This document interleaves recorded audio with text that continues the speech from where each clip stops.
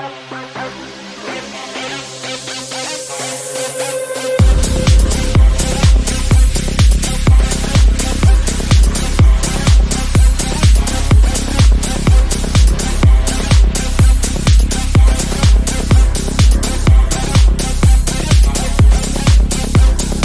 it's Rick Billock, singer, artiste, entertainer, and you're listening to the Movie Raid Show. It's time for the movie raid. Tonight's victim is actor Rick Bullock, that has done many films such as Night of the Living Dead remake, such as Flesh Eater, such as many others that you can't even really pinpoint whichever is which. Hello. Hello. What have we been up to, man? I know you've been doing a lot of filming as well as other appearances and including some writing here and there. Is there anything that you are allowed to give us a little bit of details on some of this stuff that you're doing, or are you just keeping it down low until you release it? I'm keeping them down low. My daughter says I'm not, she'd prefer I be an underground actor than an above ground actor. That has nothing to do with me being a zombie in about 6 films now.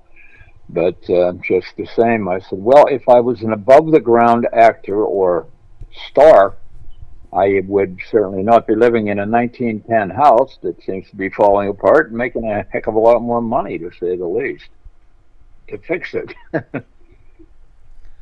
Now, you mentioned about underground artists. Do you feel like having to go underground is really the best choice, especially the independent? Independent's always a great choice when you start out, as well as going back to if you want to just do this and that. But you feel that's where the benefits really help out if you're smart in investing not just your time, not just your effort and talent, but as far as the financial stability aspect of things.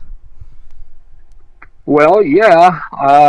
I mean, you have the independents, and there's some real incredible talent out there, and some of it's never getting recognized, it seems. But when you do movies like The Forbidden Fables, which is actually the number 4, Bidden Fables, which I play Billy's father in Fable 2. It's kind of like an American horror story. And it was a world-renowned artist, Dorian Clevenger, that directed and wrote the thing. He's a fantasy artist. Excuse me. I guess he has himself and paintings of his all over the bus in Europe and places like that. So I thought it was really unique in its own way. And he's right over there by Tom Savini's Makeup and Effects School in beautiful downtown Monessen, a suburb of Pittsburgh, of course. And well, we did that. I watched it with Jerry Gergley, Tom's makeup artist, who's done tons of stuff too. I knew he was going somewhere when back in the 70s he made me into a Puerto Rican, because I, blonde with blue eyes. Well, not so much blonde anymore, but just the same. Or when we're doing like The Barn, it was a 2016 version. If you look it up, IMDb it, or even Google it or whatever, there's another Barn that came out apparently in 2018 that has something to do with zombies in a barn. But ours was different. It was an homage to the slasher films, and it goes back to 59 through 89, and we had Ari Lehman in it, who is well known for being the original Jason, and Linnea Quigley, who was a scream queen in the 80s and 90s, she's in it. And then Rocky Gray, which really surprised me because Rocky contacted us. If you don't know the name, he was the band Evanescence's original drummer. And Amy Lee is one of my favorite lady singers that I've ever heard in my life. I mean, she sings like an angel. And I thought she was classically trained in like New York City or London or something like that. It turns out they came up to see The Barn at the Hollywood Theater in Pittsburgh. And how fitting, huh? The Hollywood Theater. Yeah. Anyway, they came up. Turns out they were from 13 hours away in Little Rock, Arkansas. I'm like, there's a metal scene in Little Rock? But I guess there is.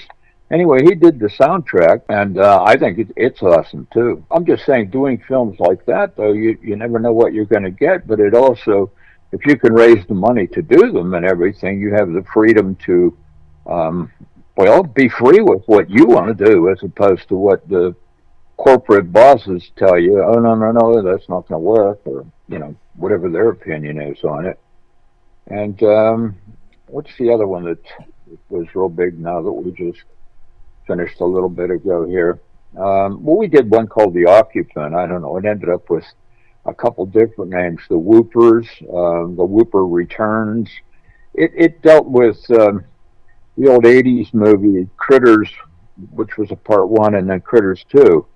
And it's like, what if in modern day someone actually lived in that house and the four kids have grown up, three boys and a girl, and they all want to do something to it. Like one wants to rent it, one wants to sell it, one wants to blow it up. And we finished that one, had a great time making it. And for me, these are just fun. I mean, literally, when you say the play's the thing, like Shakespeare did, playing is what you do. And you don't necessarily abide by the script. You can certainly, and you can do this on major features too, but more so when you're well known for it. But you take a stab and you humanize it a little bit more by, I've been cast in the part, so I'm going to extend the part a little bit. Or as George Romero always said, the script is a guide. I just try to give people an idea what's going on. And when we did the dark half, um, myself and my partner in the thing, I'm sorry, his name just, it's elusive to me right now. But we started out with two lines apiece. In the book, the whole line is "Hey," and I got to say that, but that was all there was to it. But in the script, George expanded it to, like I said, two lines apiece. Well, by the time we were done shooting, about six takes, we each had about eight lines. So I guess being part ham in a situation like that, I don't know, when I play and I really enjoy what I'm doing, I just put that much more into it because it's fun. If you really want to take a look at something, and this is non-horror too, you can just run All the Good Sports, Jim Harrington, Harrington, and watch something called All the Good Sports. So All the Good Sports, Jim Harrington, it'll bring it right up, and I play a multi-personality guy that one of the DJs around Pittsburgh told me I should have been the next Kramer. Why it didn't sell? NBC, ABC, CBS, and Fox were all there, and nobody picked us up. So we were very disappointed, but my character was one of the most fun parts I ever played. And we filmed it at Woodson's All-Star Grill in Pittsburgh, where Rod Woodson was playing for the Steelers at the time back, I can't believe it was 29 years ago when I looked it up the other day. But yeah, it was right after my mom passed away in 95. And she passed away in February. I think we filmed it in June. But nobody got a penny out of it. It was just a TV pilot we were trying to sell. And Jim Harrington wrote and directed it, and Jim was the voice of Sears for 5 years. Our technical director was fell out from working for Jimmy Buffett on the road. And I hate to put somebody down, but I think we all know that Jimmy's been known to catch a buzz or two. I said, what was it like working for Jimmy Buffett? His name was Daryl. I can't remember his last name right offhand. Sorry about that.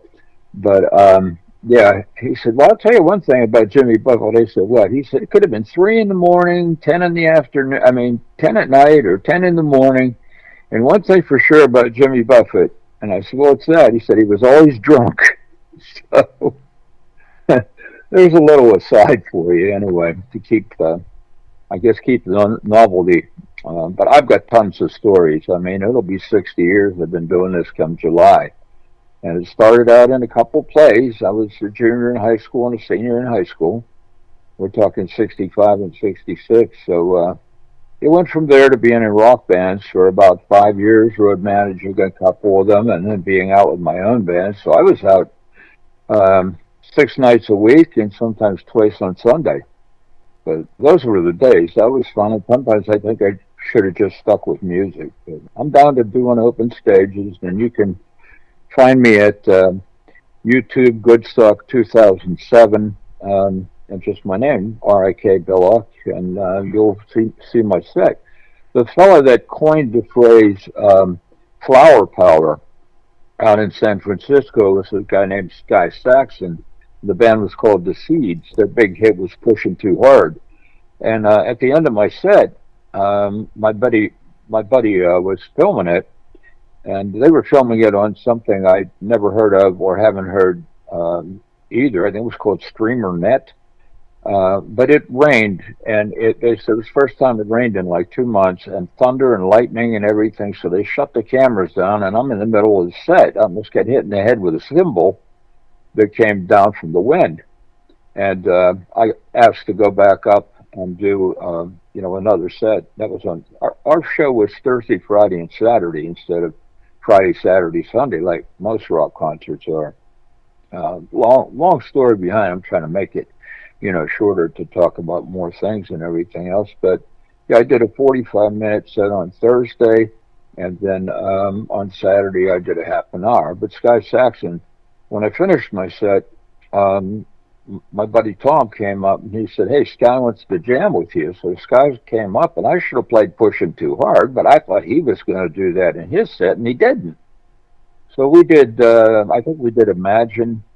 He wanted to do Come Together, and I'm like, wait a minute, I have an acoustic guitar up here. I mean, one guitar. No, that was my electric set, but I did the acoustic one on Saturday. But yeah, we did two songs, and he said, let's make something up. So we did West Virginia Girls, and West Virginia is where we did this down there. Oh God, should have been more prepared with some of these facts, but I never know what I'm going to think next. It'll come to me. But is it Beckley? Down in that area of West Virginia. Then. But getting back to horror, I did some films, videos for American Valley Cablevision, which was owned by Ted Turner, and we did three half-hour films over there. One was called Virus, and it was a takeoff on The Crazy because the director-writer, George Demick, who's still making films down in Kentucky, he and I have reconnected lately here, but we did Virus, and I got the lead in it, and then we did something called The Treachery, which these three-quarter-inch videotapes, I mean, a home version is a half an inch of back then, at least in the 80s, the whole inch was like the preferred mode that they used in the TV studios and everything. Well, we filmed in three-quarter inch. And sadly enough, they cost an awful lot of money, but they were all used. So we're taping over something. So in The Treachery, there's glitches all over the place. It's, like I said, sadly enough. And then we did the piece de resistance for at least that area of life. And when I sent the tape in to the casting people, I suddenly started getting readings left and right for all kinds of good films that passed through Pittsburgh. But it was called Blood Dreams. And it was a takeoff on basically, the Nightmare series with Freddy Krueger and everything. So we had fun doing that, and Jerry Gergley again did the makeup. And let's put it this way: in 24 minutes was typical for a TV show and whatnot, with all the commercials there has to be. But I think we used 8 gallons of blood in that period of time. So I don't know if those could be ordered from George. I meant to ask him this morning. Well, text him and just say, can I get a copy of any of those in like DVD now? I'm still not up to Blu-ray, and I still have a ton of VHSs left that things I've been in and whatnot. But yeah, it kind of led into me going over to Flesh Eater, which Bill Heinzman wrote, directed, edited, did some of the camera work on, and all kinds of other stuff. And he liked me enough when I did my part, although it was so crazy because I went over to read. Jerry called me out of nowhere, and he said, "Hey, I got a part for you if you want it." And I said, "Oh, what's it?" And he said, "Bill Heinzman, who is the original Graveyard Zombie, is doing a movie called Flesh Eater." And I said, "You mean in Pittsburgh?" I think Jerry had been in L.A. at the time doing X-Files and I probably got my dates wrong though, and Buffy the Vampire Slayer, among other things that he was involved in. But anyway, I went over and I said to the people, "You know what, I've never received a script." And they said, "Well, don't worry about it. Bill will change it all anyway. And I'm kind of freaking out. I'm going down to the set. I get called down there, had the makeup on and everything. And I walk up to Bill, and he says, "How you doing?" I said, we exchanged pleasantries and whatnot. Then he hit me with the magic question: "Do you know your lines?" Now, gulp, the world is passing me by. I'm like, he's going to tell me go home, don't come back or something like that. Fearing the worst, more or less, being my own worst enemy. That helps a lot too. But I said, well, no, I don't. I've never even seen a script. And he turned his head and did one of those kind of numbers. And I said, but they said you were going to change everything anyway. And he looked at me like, huh? And he said, yeah, they're right. Let's just wing it. But that isn't even as crazy as my audition was when I drove out there. They were doing a scene where the one girl, where Flesh Eater pulls her out the window in this little shed where we actually, at the end of this story, saw a real ghost. I mean, it was like something right out of Flesh Eater. It scared the hell out of Jerry. It scared the hell out of me and Bill Randolph. We jumped in our cars and just took off. I asked Jerry about it 10 years later, and I said, what was that thing out there? And he goes, I don't want to talk about it. So if you can scare somebody with an apparition or something um, spooky and frightening and terrifying and whatnot, if you could scare a makeup man that makes a living out of blowing people up and scaring people half to death with the characters that he's made. But yeah, I show up and he says, Bill, this is Rick Billock. He's a good friend of mine, and he's the guy I was recommended for the part. And my audition literally was Bill looking in my eyes, looking down at my feet, looking back up, and going, yeah, he'll do. So that's an independent film. That's me. But I mean, it went from there. Then I got a part over in St. Louis um, from a guy that ran Draculina magazine. And he did an article on me in an interview, and one of the ones that sold out. And he put me in this movie called Gorgasm. And I was like, you got to be kidding. Have you by any chance seen that, Mike? Gorgasm. I saw bits and pieces of it. Okay, because then there was the second one. I don't know if it was Gore Horror, but I think it was. And then there was a third one called Gorotica.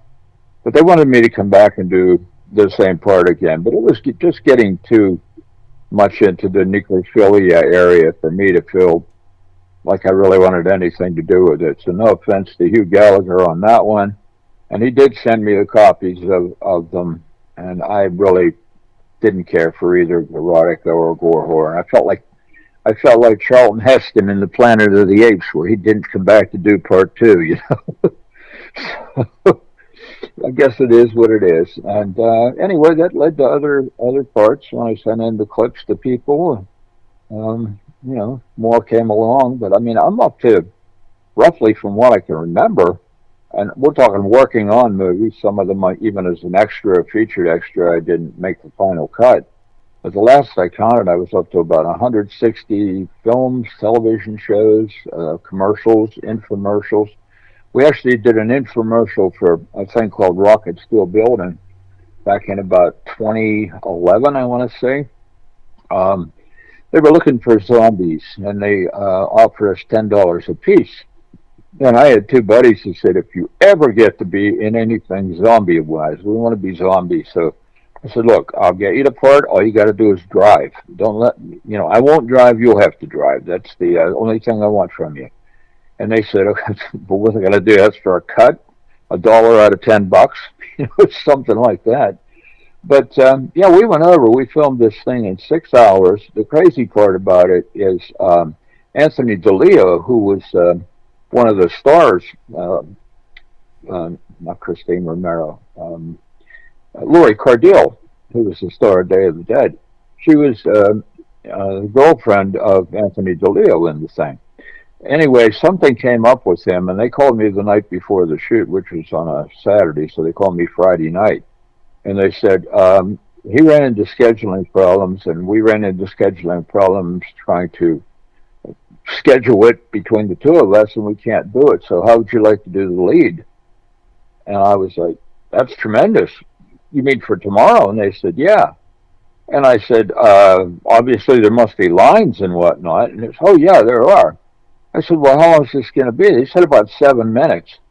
I said, so how am I going to do that? I didn't have a fax machine. I don't even know if they did, for that matter. But yeah, they got me the script somehow before the next day. I can't remember. It must have been faxed. But, you always forget the little particulars.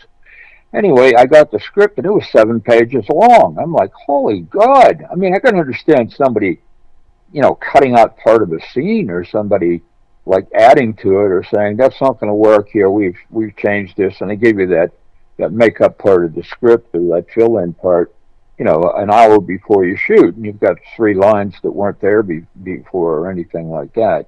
That's a little excuse me, hectic to get involved in like that, but just the same. We managed to pull it off, and there was one part that was just an endless like monologue. And I said, you're gonna either have to shoot this in parts, or somebody's gonna have to give me, like a cue card. So we did part of it, and we managed to pull the whole thing out. The producer was from Kentucky, but he had been in England, so he had a slight accent. But what was cool about him, the only thing I really enjoyed talking to him about is on Thursday nights. He was in the city where Pink Floyd started out, and they were the house band. So they'd go get drunk and listen to early Pink Floyd with Sid Barrett and all those guys. And don't get me started talking about music, because we'll be on here for another hour. But yeah, we did that. It's YouTube, rocket steel buildings, zombie proof, and there I am in the lead. It's I think 6 minutes and 54 seconds long, or something like that. But I think we had 20 zombies out there and about 10 makeup people. And like I said, we filmed the thing in 6 hours, which I thought was kind of amazing. And then the real piece de resistance I found the other day is my favorite part, maybe, that I've ever done, other than playing parts on stage like Scrooge a couple of times, and Mick, McMurphy from One Flew Over the Cuckoo's Nest, the year that Jack Nicholson and Louise Lasser won the Academy Awards. So I think I was 76. And I played Oscar in The Odd Couple, and, some other parts like that. But in this, All the Good Sports, Jim Harrington, which I think I already said, I play Merv, and he's multi personality, and he does a lot of accents, because it's almost like you get hit in the head and you can't remember who he is, and he's homeless, and he just came back from L.A., and he hangs out with these Pittsburgh sports people. The bartender's an ex-wrestler, professional wrestler. The one's a talk show host on KDK radio that deals with sports. The other's a sports writer for the Pittsburgh Post-Gazette. And one guy, Sam Nicotero, who's Greg's uncle. Greg from The Walking Dead, and doing a lot of work on Glory, getting that cannonball hit to the head and all that kind of business. But Sam's in it too. He plays an umpire that can't make up his mind. He has great lines like, "Oh, I took Spanish in college," or was that French? Or he'll say, "You know what? I think I do, but then again, maybe I don't." So, having an umpire that can't make up his mind, and Jim Harrington being the voice of Sears for 5 years, we really thought we had something going on. We had 5 cameras on it when we shot it. Finally, after noon, till we finished at 3 in the morning. And one cameraman got upset about midnight. He goes, "I can't believe this. We've been here for 12 hours and doing this for free." And Jim Harrington said to him, "Well, we're all doing this for free."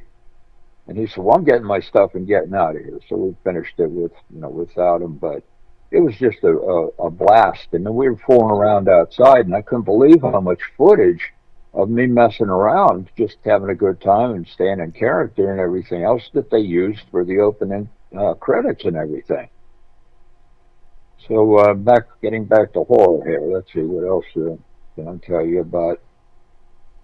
Well, latest thing I've been doing lately is a place called Erie Acres Farm, where I still go out and get to scare people, live and in color and all that kind of jazz. But nobody wanted to be a zombie. I was like, you got to be kidding! Pittsburgh is like renowned as the zombie capital of the world. and you guys want to not be zombies? I said, I'll be a zombie. I've been a zombie in like 5, 6 movies, so why shouldn't I do it live for people? And it was, it was big fun. But it's called Erie, Erie Acres Farm, and their saying is "We Farm Fear." But I've worked at Terratown. I've worked at a number of the haunts in the Pittsburgh area, and it keeps me active.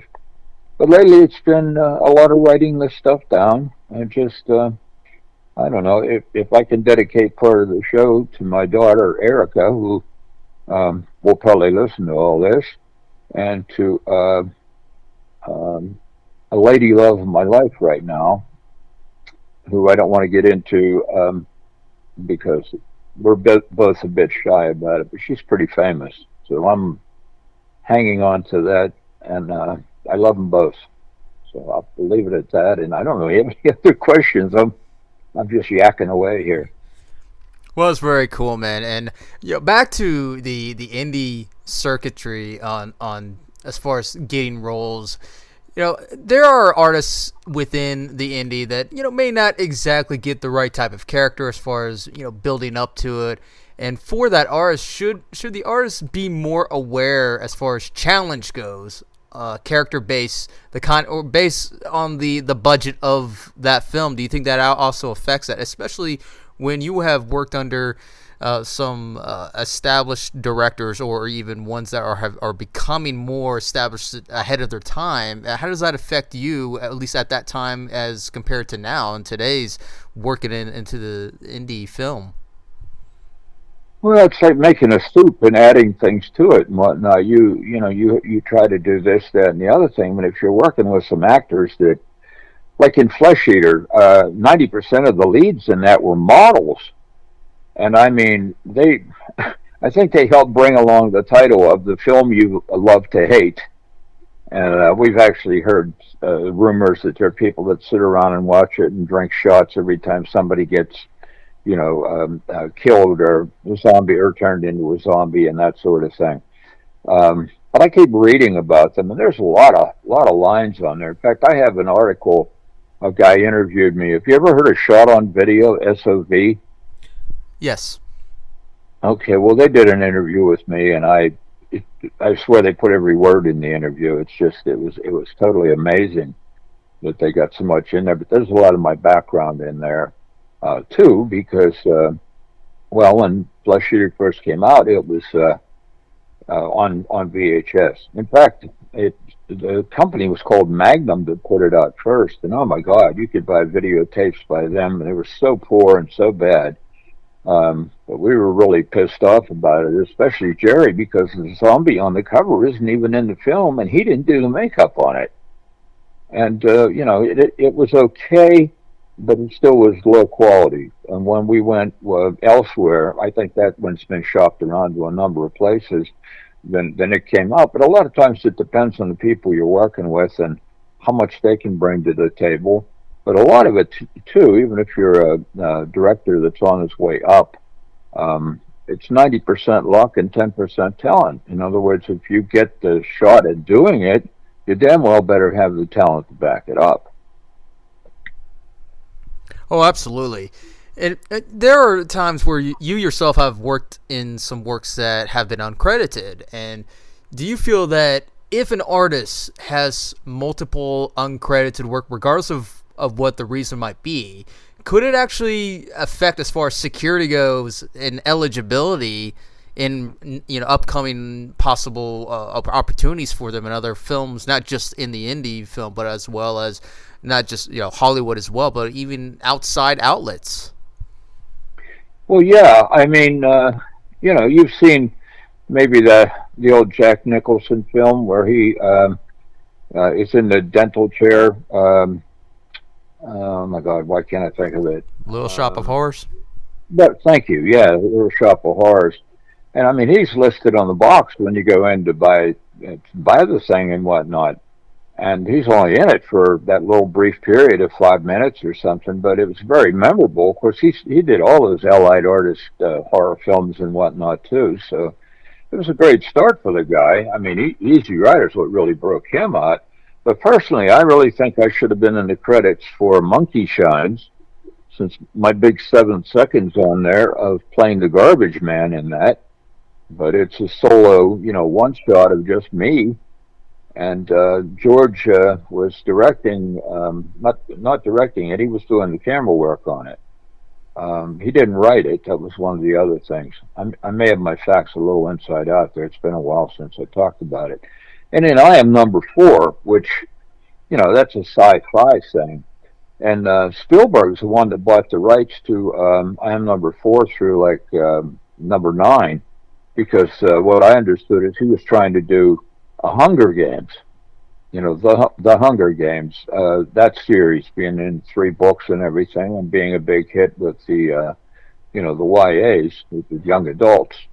So I Am Number Four is basically about teenagers and whatnot as well. And I thought it came out a lot better than I even expected it to. But my one regret is I had a word.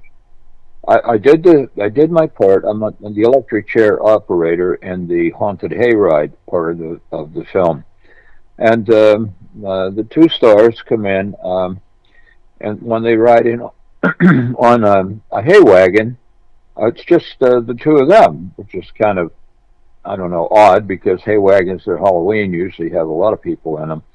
But when they ride in, I kind of jump out behind the tree and go, ah! And it scares them. And Diana Agron was the girl, and she kept sending me notes, scare me more, stuff like that. She was on Glee, on the TV show, and Alex Pettifer was the guy. And they were both really, really nice people and everything. But yeah, they filmed me, and I stepped out and I pointed to the electric chair that was there, and I threw a switch, and the guy in the electric chair, who looked like a little tiny Anthony Hopkins, pretended to be flying, of course. Well, when they looked at the film and everything, it had gone from Michael Bay going to direct it to he had to drop out for some reason, and DJ Caruso ended up directing it. So they called me and they said, what are you doing? Do you still have your hair and beard? I said, well, no, I'm playing a butler in something right now. And they were like, well, how long would it take you to grow your beard back? I said, well, my hair's still about the same length, but not the beard. That's what it was. And he said, how long will it take you, the casting director? And I said, at least a month, I imagine. He said, okay, we'll get back in touch with you. So they got back in touch with me, and I didn't exactly have a picture of myself to tell how long it was. But they said, okay, you have to drive. It was like 90 miles where they were filming, for me to stand by a tree, which in Pennsylvania, there are an awful lot of trees, so you can cheat in that direction. But when I got there, he said, welcome back, it's good to see you, and all that. And I said, DJ, he said, what? I said, I keep, when I step out and I point over to the guy in the electric chair, I keep wanting to go, yo. He jumped back like a step. He goes, wow, I like it. And I said, yes, residuals, more money, not a featured extra now. I've got a part. They've got to put me in the credits. And he said, well, yeah, let's try it. I said, okay. So we did it like 5 shots. And I didn't put it in any of them. He goes, well, don't do it first. Let's just get you stepping out and doing what we already have. And I said, all right. So we went ahead and shot those. And the next take that we were going to do, and he said, well, we've been out here for 13 hours, guys, so it's a wrap. And I said, what about the word? And he went, that last take you did was perfect. So why I didn't just do it, when that's part of my philosophy on acting, is bringing your own stuff to the table, henceforth why they hire you too, because they're saying, here's the general script, again, going back to Romero and using the script as a guide, so you can make up your own stuff. And it never offended George. We were literally an eclectic society of people that were going over and over again. And I think I became that way while working on Night Riders for 38 days. And that's when I got to know George and Christine and Ed Harris and all the other people that were in it, Tom Savini. You know, I'd met them along the way in the other films. So when you're there for a day, it's sometimes good to make an impression if you can, or you kind of just get, washed by the wayside, but you may be in there, but then either you end up cut from the film. So Gone are the days where I call people up and say, "Hey, I'm in so and so. Watch it tonight." And then the one was the worst. I can't remember what film it even was. I almost got fired because I was in the basement of where I worked and I had called off. And wouldn't you know, it was a gymnasium, and the big CEO of this investment company came down and saw me standing there in a workout outfit and whatnot, and he was looking at me like, "What are you doing down here?" And I said, "Oh, we're doing a film." And I don't know what he thought. I never got in any trouble, but I thought I was in trouble at the time. So Pittsburgh's a small town city when you get come down to it, and it's like when you're in a certain area of your expertise or your art or whatever, chances are you're going to cross paths with different people. Now, when it comes to the credibility, do you feel that there is such thing as credibility versus eligibility working underneath what could be really potential great directors or other artists, and what especially the times that you worked in the early zombie films, like did this affect you then more than would be now, as opposed to what artists are trying to do working under there? Because oftentimes it's usually about popularity as getting their work out there and whatnot, but working underneath the people that guided them throughout their career, at least from that first film, like how does the effect work well between then and now? I mean, two different eras, but the methods hasn't changed too much. It's all based on the person who the artists themselves. Well, confidence certainly, becomes part of it, and when you get to know the person, like George and some other people along those lines, Bill Heinzman, for example, with the Flesh Eater business, he wanted me to be Flesh Eater too. In fact, shortly before he passed away, he said, "How'd you like to go to Japan?" And I said, "What do you mean?"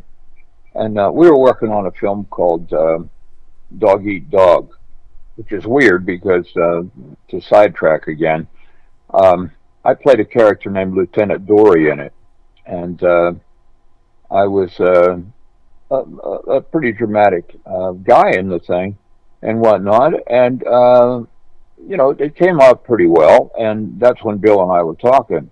And he said, "How'd you like to go to Japan?" And I said, "Sure, for what?" And he goes, "Well, I want to do Flesh Eater too. They're real interested in it, but I don't want to get all that makeup on." And he had told Jerry, "Hey," at one point, because Jerry did 99% of the makeup himself on that with very little assistance. But he said, "Make Rick up to look exactly like me. I just want to direct. I don't want to star in it again." So I thought maybe I had a chance at that. But the Dog Eat Dog story is when I looked up my resume on IMDb, Internet Movie Database and everything, they have me in what was it, like 1995 for Dog Eat Dog, somewhere back in the 90s. And then there's another Dog Eat Dog with a guy named R.I.K. Billock as Lieutenant Dory. And it's a comedy made in England. I tried to write to them. I tried to contact them by email and whatnot, the studio, who I don't even remember. That was 20 years ago or something. But I'm thinking, like, am I going to be in the Guinness Book of World Records for being in the same part twice in the same name of the movie, playing the same character, who really isn't the same character at all? I mean, we didn't know about them, and they didn't know about us, as far as I can tell. But that was a weird one. But yeah, I mean, it comes back to that 90% luck and 10% talent, and you go into a film with, say, a new director or whatever, and if you realize the guy knows what's going on, he has the vision and he's living it, and you can often tell just by the eyes of how much attention they're giving to even a lesser character that maybe even just be a featured extra or something like that. But it's absorb it like a sponge and play it back. My biggest problem acting, I think, was the fact that I always thought when you acted, you had to portray another person altogether. I had an argument at Penn State where I went on a grant in acting and was doing theater, and we had opposite ends of things. It would take me probably 5 minutes to tell the story, but maybe next time, hint, hint, we're going to do this again sometime. But no, I found out recently that the best characters that I seem to play are when I'm being me. But I used to say, not everybody's Laurence Olivier or Dustin Hoffman or Johnny Depp, that these guys that can vary their characters and accents and everything else. But you get these guys like Jimmy Stewart, who was one of my childhood heroes, because that's what sucked me into acting. It was either a blessing or a curse. I guess for the audience, it's a blessing if the movies had hit. But when I was 7 years old, and I have a whole story about this, it's called It's Still a Wonderful Life. I think everybody knows Jimmy Stewart is George Bailey, and It's a Wonderful Life for all the times it comes on at Christmas and everything else. But we were in Indiana, Pennsylvania, which is about 30 miles from Vandergrift. And sure enough, we walked past the Stewart hardware store. And I'm walking down the street. And my mom would let me stay up till television went off, even in first and second grade. I don't know how I dragged my butt through school and got it done, but we would watch movies until they went off the air. So I was really shocked when my mother didn't realize that all I wanted to be was an actor and a singer. And Elvis inspired the fact that I could do both. And then, of course, the Beatles on top of that, with them doing, Hard Day's Night and Help and everything else. But my Aunt Peg and my mom and I are walking down the street. I still can hear when I tell the story the clippity clopping of their high heels, because that's what women wore back in the 50s. And I stopped because I looked in the window of the hardware store, and there was an Oscar in the window. It was the one that Jimmy won for the Philadelphia story. And I'm standing there staring at it, and the ladies got down to the end of the block, and they said, "Where's Richie?" which is what they called me back then. And they said, "Oh, he's back there looking in the window." So they came back and said, "What are you doing?" And I said, "Look, there's Oscar." And my mom was a bit of a cynic. Sorry, Mom. But she said, "Oh, that's not real." And her older sister, my Aunt Peg, said, "Well, Jimmy Stewart's from Indiana." And we all looked up at the same time. And I remember I just had sort of learned to read, and it said Stewart's Hardware. And that was all it took. I went inside, and there was a purple curtain and the brass bar. And I'm trying to reach over the top of the curtain and the bar to get the Oscar, because I thought it was for sale. So this tall, lanky fellow out of the back room comes out, who looked an awful lot like Jimmy Stewart, but of course it was Alexander, his dad. And he came out and he was like, "May I help you?" And I said, "Yeah, I want to buy Oscars." "Well, that's not for sale. That's my son's." By then, my mom and my Aunt Peg came in, and I think the magic question was, "Is he bothering you?" And he said, "Well, he says he wants to buy Oscar, but I'm trying to tell him." And my Aunt Peg says, "Are you Jimmy Stewart's father?" He says, "Yes, I'm Alexander Stewart. Nice to meet you." And he's looking, and we're looking, and I told him it's not for sale, but would you like to hold it? You talk about a Kodak moment. He put that thing in my hands. I can remember it like it was yesterday. The energy and the magnetism that came out of that statue. I know we're not supposed to worship golden idols according to the Bible and everything, but I think I started worshiping it even more than watching the Academy Awards every year. And that's pretty much the cincher. And then when I met Jimmy on his 75th birthday, and I told him the story and whatnot, he came over and talked to me for a good solid minute and shook my hand, for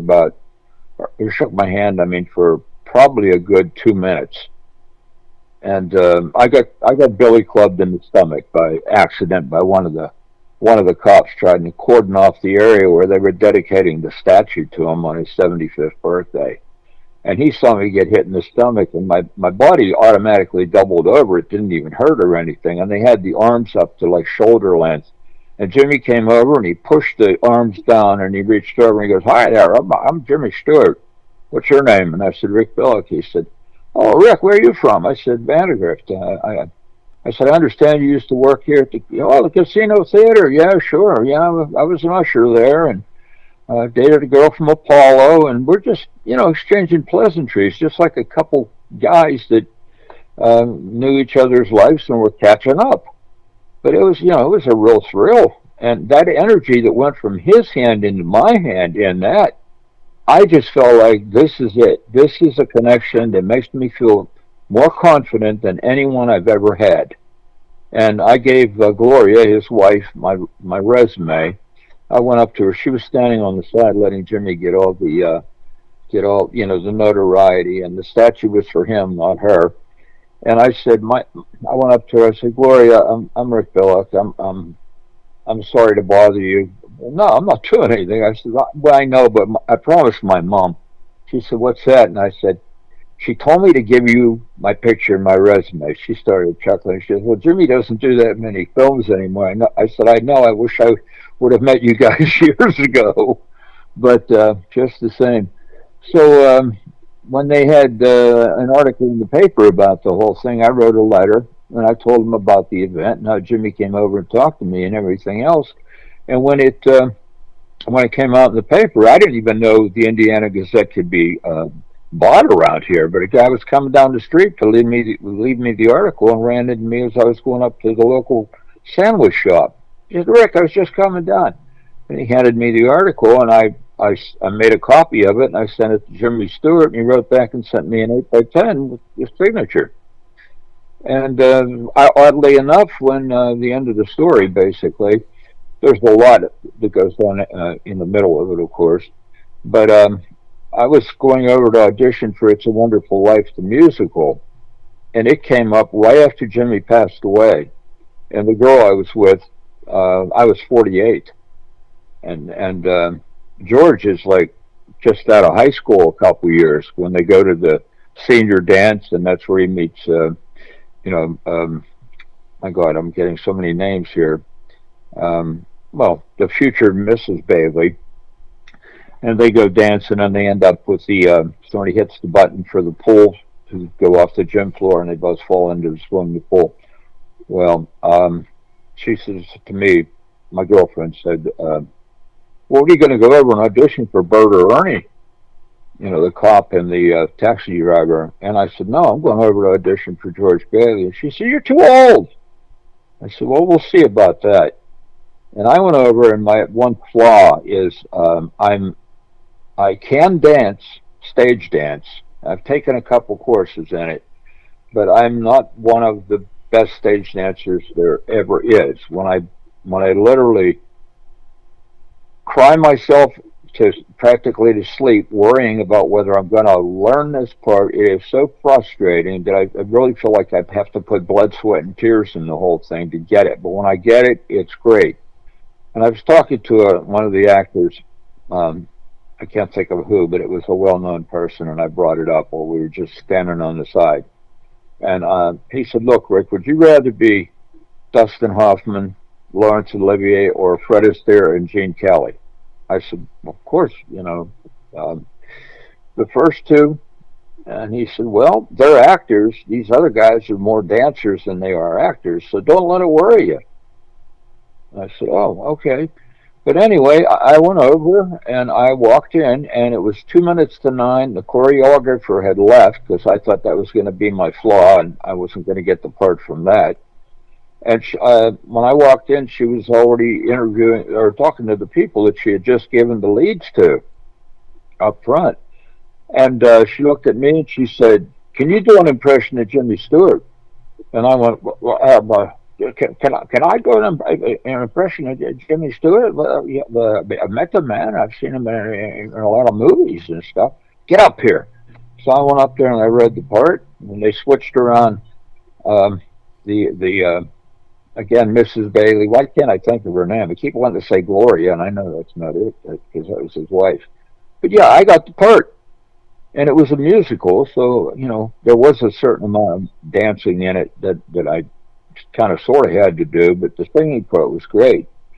And all I remember was when being out on that bridge that he wants to jump in the river and everything else, is I felt the spirit of Jimmy and me like never before, and it just floored me. I'd be out there saying my lines and trying to do it between tears because I was literally crying tears of joy.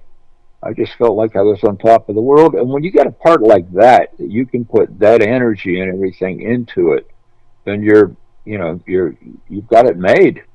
And I mean, the audience is the fourth wall, and they're there to be entertained, and they pick up on that vibration just like at a rock concert or something. When your main band gives in that you love the most or whatever, and you're putting your energy into it, and it's bouncing back and forth, and it just makes it that much more terrific. So I don't know. Are we past the hour? I've been talking so much. Yeah, what would you consider as more adaptable when it comes to character? Is it the genre and the certain between minor roles, or would you consider like even supporting roles as an actual Kickstarter to adapt a character to be a better character actor, regardless of what it is? Because horror is a huge piece in everybody's lives, and that's all you pretty much ever see as the headliner. And as we continue to progress through these years, more and more horror keeps coming out, and more and more talent keeps popping out of nowhere, especially unknown talent, which is great. But what would you consider as more adaptable to where can be not I wouldn't say a great character actor, but something that they can build off of and become something more than they are? Well, let's take somebody like John Carradine. It seems like he's done just about everything horror-wise.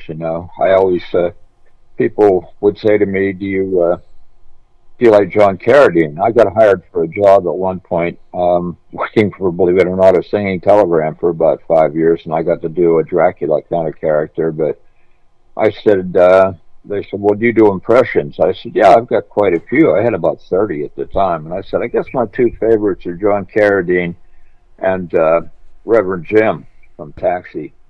And they said, well, do them and whatnot. And I couldn't think of a line that John Carradine did, but he was always, the Undertaker, the gravedigger in westerns and in horror films and everything else. But he always had that voice. So I was like, I'll meet you at the cemetery, that kind of thing. And people love that. It doesn't sound exactly like him, but it's close with a slight exaggeration, I feel. And then Reverend Jim, I mean, Christopher Lloyd, just an amazing character that he played. And Go to the Head of the Class, which was on, was it Amazing Stories or one of the TV shows. Um, that he said, well, you'll meet the misters and all this. But my favorite line by him is, of course, is Reverend Jim when he goes, this is as close to people as I've felt since the Porter Jones at Woodstock. And that one always got me in. I get to do a little bit of that in All the Good Sports. And George Dimick, again, who did the Blood Dreams and Virus and Treachery and whatnot, we did a thing called Pittsburgh Live on a Saturday night. And it was our own version of Saturday Night Live, of course. And I got to do about 10 different characters in there. And I got to do Reverend Jim.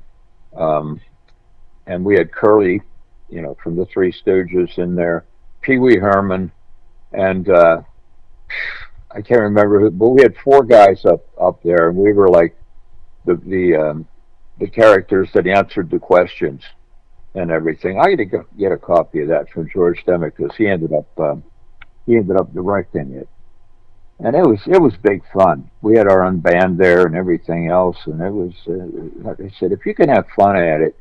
A guy told me when I was 17 years old, love what you do what you love, and it will never be work. And as I said in one of my interviews, when we did Dog Eat Dog, I still have the newspapers clipping in a frame here, that I'd rather be on a film set for 14 hours than working any 8-hour job. So, full of dedication, maybe some other things too, but I just love the art. I love movies, and I love singing and rocking and progressive rock bands. I mean, my favorite bands were, of course, the Beatles, the Stones, but mostly later on the progressive ones: Led Zeppelin, Deep Purple, Jethro Tull. And my roots come out of both. We did a film called Milk Mustache, and I get to do an original song over the credits at the end of it. And I play a slightly crazed Vietnam veteran in there, and it was fun. Well, that's very cool, man. Go out and plug in any websites or any projects that you'd like to promote, or any advice that you care to add along with this. Well, I've done some seminars when I went into high schools, and I talked to kids like from the drama club or people that wanted to go on and be actors, singers, dancers, filmmakers, that sort of thing. And I literally try to dissuade anybody from doing it. And again, I use that theory: 90% luck and 10% talent. There's going to be dry spells in the whole thing, and all that if you do it. But then I try to tell them about some of the bad things that have happened that are very disheartening, and I tell them there should be a theater class, a psychological course called theater rejection. So you can live with it when you go in there and you give it your all, and they hire somebody else. Maybe they're an inch taller than you, or they want to use you both, so they give you a lesser part. But again, there's no small parts, there's only small actors.